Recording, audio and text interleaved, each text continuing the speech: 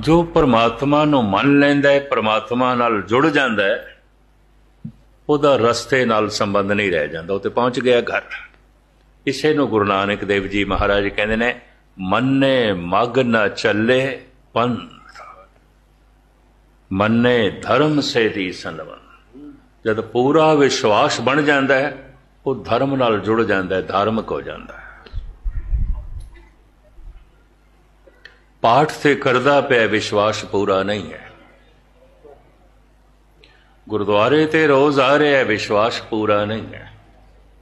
ਕਥਾ ਕੀਰਤਨ ਕਰ ਰਿਹਾ ਹੈ, ਕਥਾ ਕੀਰਤਨ ਸੁਣ ਰਿਹਾ ਹੈ, ਭਰੋਸਾ ਪੂਰਾ ਨਹੀਂ ਹੈ।